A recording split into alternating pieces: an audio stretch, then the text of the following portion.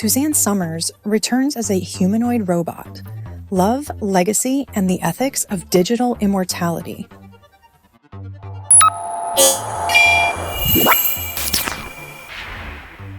In a world where technology can now revive not just voices, but full presences, we've crossed an ethical barrier, and there's no turning back.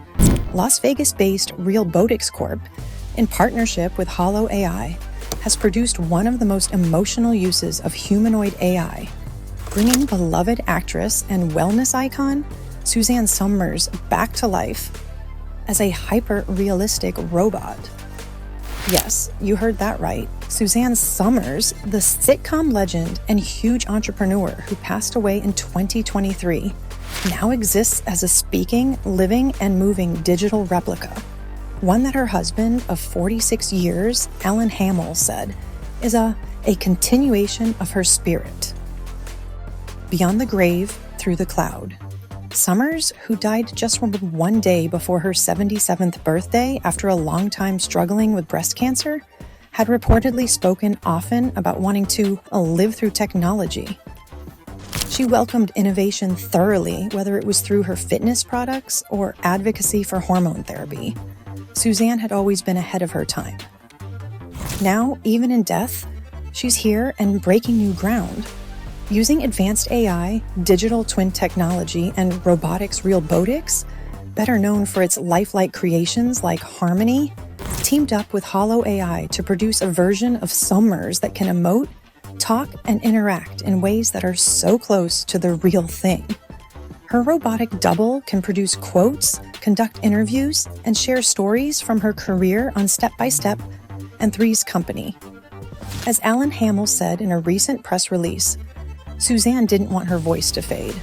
Now she can continue to comfort, inspire, and connect. This was her dream. From Chrissy Snow to cyber immortality.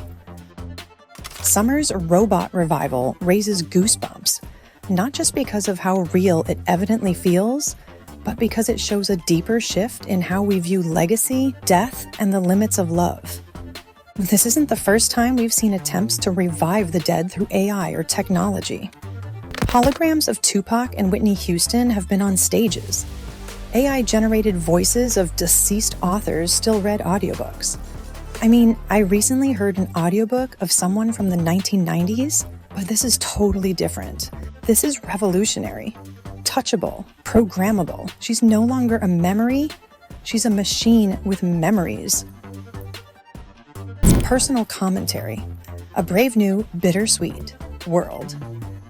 As someone who's been watching the AI world very closely, I'm torn. On one hand, I'm absolutely moved. Imagine having a second chance to say goodbye, to hear their voice again, to hear a laugh again, or to tell your loved one how much they meant to you.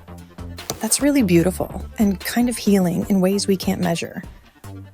But on the other hand, it's also unsettling. Maybe we should let the dead remain dead. There's an emotional line we risk crossing when we create false closure.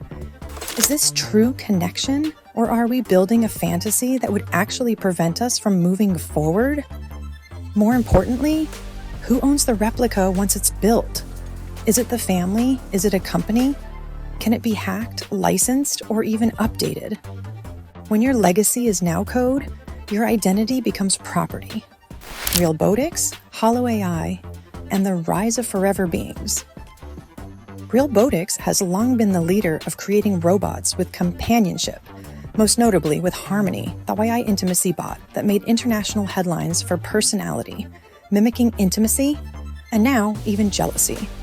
But the Suzanne Somers replica is a total shift, from pleasure to preservation.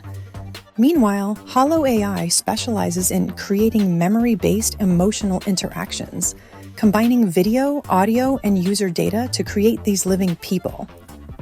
Their technology learns from diaries, photos, and interviews, building a personality map that can get smarter and more responsive over time. In short, we're no longer asking, what would they say? We're programming them to say it for real. What people are saying between grief and genius. On social media, reactions have been mixed. I cried watching the Suzanne bot speak. It felt like she was really there. This is sick. Let the dead rest in peace. Tech like this could help grieving families, but it could also trap them. These comments show the growing discomfort with AI afterlife tech. It shows us our true fears, the fear of forgetting and the fear of letting go, the ethical questions.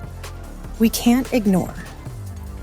Commercial use. Can companies monetize a robot version of a celebrity after their death?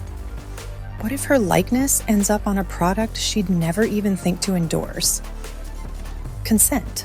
If someone mentions they're open to digital immortality, does that count as binding legal permission? Emotional harm. Could these replicas delay our healthy grief by offering just a replica of presence? AI ownership. When an AI develops a personality based on a dead person, is it a tribute or just a money-making product? Legacy in the age of lifelike code. For fans of Suzanne Somers, this robotic reincarnation might feel like a blessing, a loving gesture to a woman who gave her all in life and continues to give even now.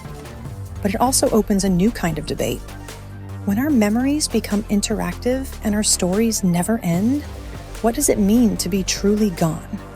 Maybe in 2025, we don't bury our dead, we just back them up by code. What do you think? What do you think about these recent developments? Are you scared or upset? Let me know in the comments below, and don't forget to subscribe for more information on iRobots